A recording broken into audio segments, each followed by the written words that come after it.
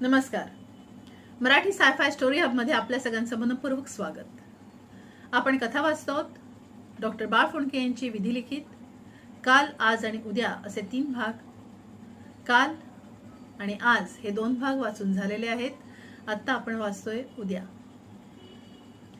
माणसं बदलतात का, अंधश्रद्धा बदलतात का आणि माणसं त्याला कशी तोंड देतात बघूया आपण.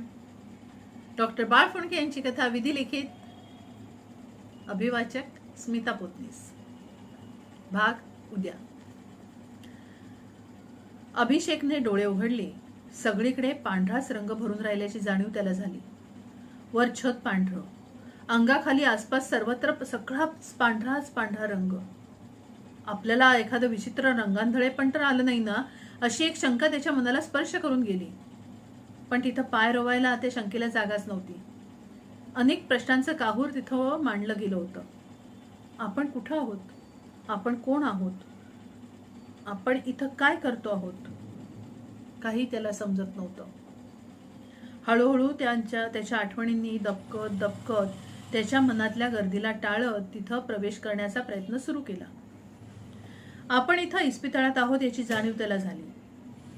त्या आपण अभिषेक आहोत हेही त्याला आठवलं. आपण इथं का आलो, कधी आलो या प्रश्नांची उत्तरं मात्र अजूनही मिळाली नव्हती. पण आता आठवणींना चंचू प्रवेश मिळाला होता. अधिक आत्मविश्वासानं धिटाईनं त्यांनी आपली रास्त जागा मिळवण्याची धडपड सुरू केली होती. आपण इथं आलो कारण अनुष्कानं शोधून काढलेल्या त्या जीन थेरपीचा पहिला प्रयोग आपल्यावरच करण्यासाठी तिनं आपल्या संमतीनंच इथं आणला आहे. त्या जेन्नरनं पाश्चरनं आपल्या संशोधनाचे जाहीर प्रयोग केले होते जीता जागत्या माणसांवर.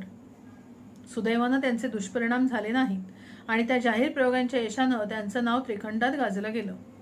अर्थात त्या काळात माणसावर प्रयोग करण्यासाठी काही खास कायदे कानून नव्हते. कडक निर्बंध असण्याचा तर प्रश्नच नव्हता. तसे निर्बंध असते तर ते दोघं ते प्रयोग करायला धजावले असते का?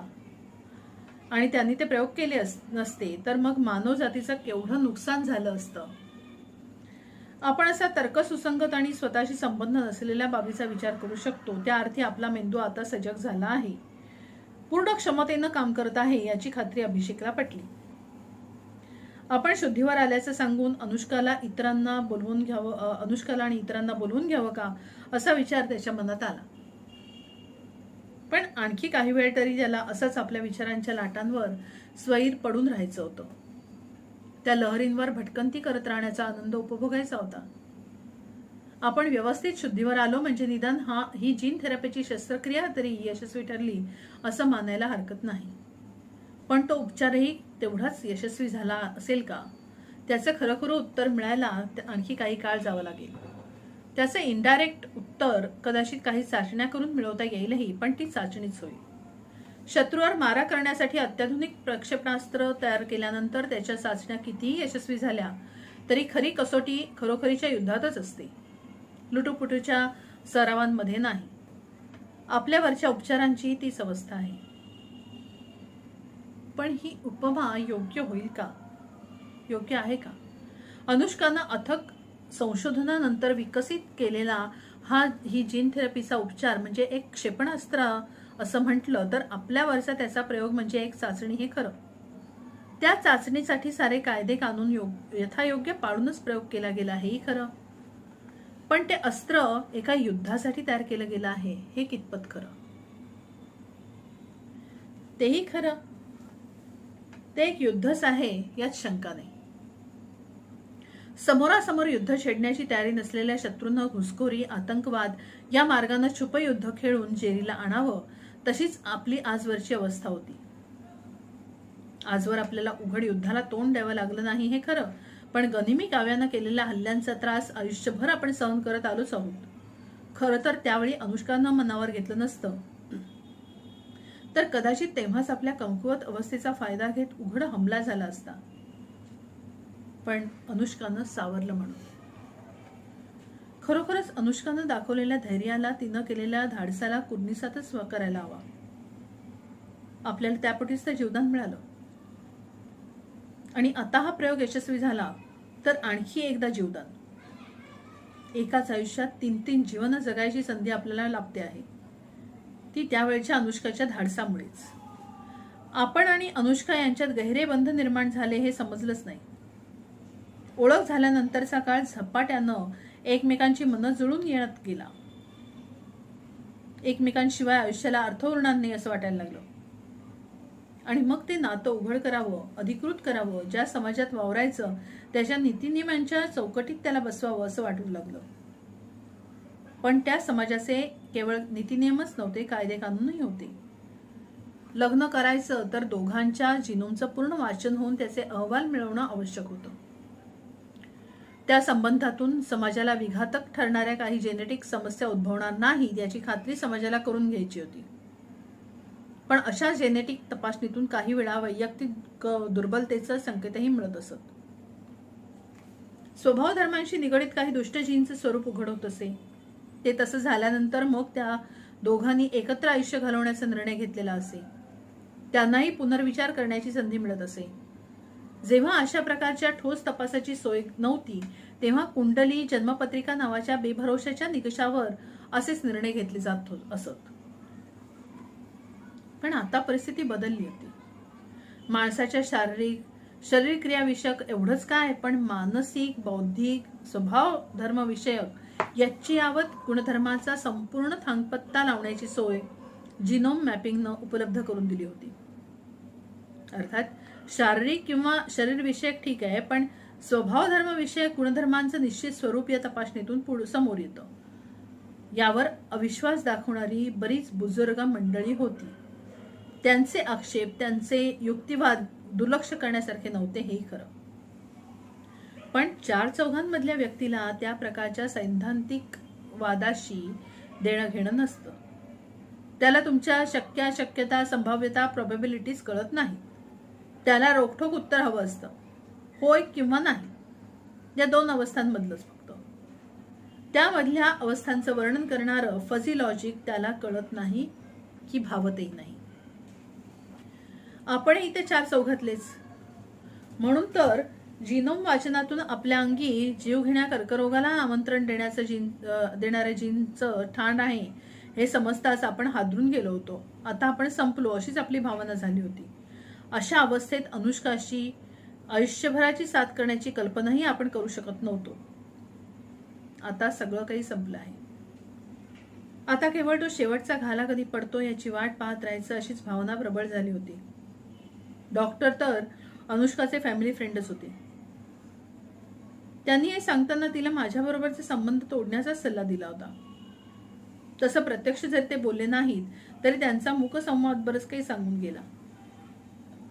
आपल्यालाही त्यांची ती अबोल सूचना स्पष्टपणे ध्यानात आली. अनुष्काला ती न कळती तरच नवल.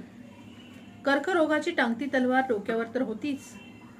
आयुष्याचा थोडाच काळ उरला आहे हे कळावं, पण त्याचा नेमका अवधी मात्र समजू नये ही अतिशय जीवघेणी परिस्थिती होती. त्यापेक्षा फाशीची शिक्षा केलेल्या कैद्याची अवस्थाही अधिक सुसह्य मानायला हरकत नव्हती. त्याला निदान आपली शेवटची घटका केव्हा आहे याची पूर्ण जाणीव असते. आपलं किती आयुष्य उरलं आहे याची जाणीव माहिती असते. आपल्याला तोही दिलासा नव्हता. कदाचित आहे तोच शेवटचा दिवस ठरण्याची शक्यता होती. पण हे खरं मानून तो दिवस संपूर्णपणे उधळून द्यावा तर काही वर्ष तरी आपल्या खात्यात असण्याची शक्यताही नाकारता येत नव्हती. सगळंच कसं अनिश्चित, अस्थिर होतं. धड काही हाती घेता येत नव्हतं, काही सोडताही येत नव्हतं. खरं तर सामान्य मनुष्य असणाऱ्या कोणाची अवस्था याहून वेगळी असते का? त्यालाही केव्हा तरी जायचं याची जाणीव असतेच. ते केव्हा याचीही कल्पना त्याला नसते. यमराज पुढच्या वळणावर आपली वाट पाहत थांबला आहे की अजूनही त्याला आपला पत्ता कळलेला नाही हे काहीही सांगता येत नाही. मग तो आपल्याला निश्चित गाठणार आहे माहीत असूनही त्याच्या दडपणाखाली आपला व्यवहार करण्याचा विचार कोणी करत नाही. हे असं होतं का? अजून तो दिवस बराच दूर आहे असं मानूनच आपल्या आयुष्याला वळण देण्याचा प्रयत्न प्रत्येक जण करत असतो. मग आपलीच अशी बूड नसल्यासारखी स्थिती का व्हावी? अनुष्कानं नेमकं हेच आपल्याला सांगितलं होतं आणि इतरांनाही, विशेषतः घरच्यांना आणि डॉक्टरांनाही. त्यानं तर तिनं थेटच विचारलं, डॉक्टर समजा हा जीन तुम्हाला याच्या जिनोममध्ये आढळला नसता तर याला अमरपट्टा दिला असता का तुम्ही? म्हणजे नियती निसर्गच तसा कोणाला देत नाही तर मी कोण? एक्झॅक्टली, कोणीच तसा अमर नाही. प्रत्येकाला केव्हा ना केव्हा या जगाचा निरोप घ्यावाच लागतो ना. म्हणून काय कोणी त्याची दास्ती बाळगूनच आपलं आयुष्य काढत असतो का? तसं करायला गेलं तर मग कोणाला जगायलाच नको, काही करायलाच नको. हे सारं जग एकदम स्टँडस्टिल होऊन जाईल, कुंठित होऊन जाईल. प्रिसाइजली. मग याची स्थिती तर काय वेगळी आहे आणखी. तो जीन याच्या जन्मापासून याच्या अंगात आहे. आज 27-28 वर्ष तो चुपचाप पडून आहे. आजवर त्यानं आळसावतही का होईना त्या जागण्याचा प्रयत्न केलेला नाही. मग यापुढेही तो तसाच निश्चित पडून राहणार नाही कशावरून. आणि जागा होणारच असेल तर केव्हा हे तरी सांगता येईल ना तुम्हाला? No, it's not possible to predict that. मग निश्चितपणे जागा होईल हे तरी तुम्ही शब्दावर सांगू शकाल का? क्रॉस एक्झामिनेशन मध्ये कोंडीत पकडलेल्या साक्षीदारासारखी डॉक्टरांची अवस्था झाली होती. बसल्या जागीच त्यांची चुळबुळ चालली होती. एकूण त्यांची बैठक त्यांना कुठेतरी टोचत होती. नाही अनुष्का, शब्देवर तेही नाही सांगता यायचं. त्या जीनला ऍक्टिव्हेट करणारा ट्रिगर जर नाही आला तर तो कधीच ऍक्टिव्हेटही होणार नाही. राईट. पण मग हा ट्रिगर कोणता हे सांगू शकाल? त्यावर डॉक्टर काहीच बोलले नाहीत. हताश चेहऱ्याने ते अनुष्काकडे पाहत राहिले. त्यावर त्यांच्या हातावर थोपटत अनुष्काच म्हणाली, सॉरी डॉक्टर, तुम्हाला असं पेचात पकडायची इच्छा नव्हती माझी. मला फक्त तुम्हाला आणि इथं असलेल्या सगळ्यांनाच दाखवून द्यायचं होतं की आपल्या अंगी असा एखादा जीन आहे म्हणजे आपल्याला कोणी देहांताची शिक्षा सुनावली आहे असं नाहीये. असा जीन अंगी बाळगणारी व्यक्ती इतरांपेक्षा वेगळी असते. तसा जीन अंगी आहे याचा अर्थ एवढाच की आयुष्याला असणाऱ्या इतर कोणत्याही धोक्यापेक्षा या धोक्यानं त्रास देण्याची शक्यता अधिक असते. त्याची प्रॉबॅबिलिटी जास्त आहे, पण केवळ प्रॉबॅबिलिटी, ती सर्टन्टी नव्हे. एवढंच काय, पण इतरांपेक्षा जी ती प्रॉबॅबिलिटी जास्त आहे हे सांगता येणार नाही. याच्या अंगी हा जीन आहे, इतरांच्या अंगी असाच दुसरा कोणता तरी जीवघेणा जीन असेल. म्हणून काय हातपाय गाळून सगळं संपलं अशा धास्तावलेल्या स्थितीत त्यांना उरलेलं आयुष्य काढायचंय का? तेच आपलं विधिलिखित आहे असं समजून त्याला शरण जाऊन निष्क्रिय आयुष्य जगायचंय का? आणि हे विधिलिखित अट्टळ आहे असं मानण्याचंही कारण नाही ना. जीन थेरपी हा आता रूढ झालेला उपचार झालाय.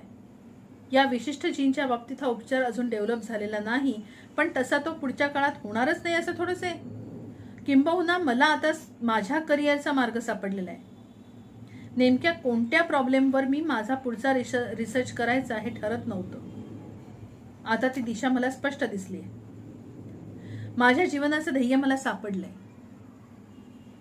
आणि त्यासाठी I am grateful to you doctor.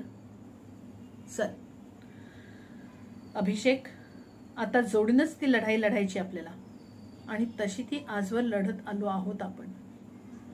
त्यातला हा शेवटचा टप्पा आपण गाठलाय. आपण योजलेली व्यूहरचना संपूर्णपणे यशस्वी झाली की काय हे आज नाही स्पष्ट होणार, पण येत्या काही दिवसात त्याचा निकाल लागेल आणि तो काहीही लागो, अनुष्का बरोबर घालवलेल्या त्या झपाटलेल्या कालावधीचं संचित आपल्याला पुरेसं आहे. दीर्घकाल पण अर्थहीन आयुष्य घालवण्यापेक्षा अनुष्का बरोबरच्या त्या अर्थपूर्ण मर्यादित कालावधीतही आपल्या पदरात कितीतरी सुख घातलं आहे. किती जणांच्या वाट्याला असं सुख येत असेल. पण अनुष्का येईल त्यावेळी तिला सांगायला हवं, आपण जिंकलो अनुष्का, आपल्याला आयुष्याची दिशा सापडली असं तू त्यावेळी डॉक्टरांना म्हणाली होतीस. तुलाही नाही मलाही ती तू दिली होतीस. तुझ्या साथीनं आजवर जी वाटचाल आपण केली ती मला पुरेशी आहे. त्यात भर पडलीच तर सोने पे सुहागा, पण नाही पडली तरी हरकत नाही. I am contented. So should be you. धन्यवाद.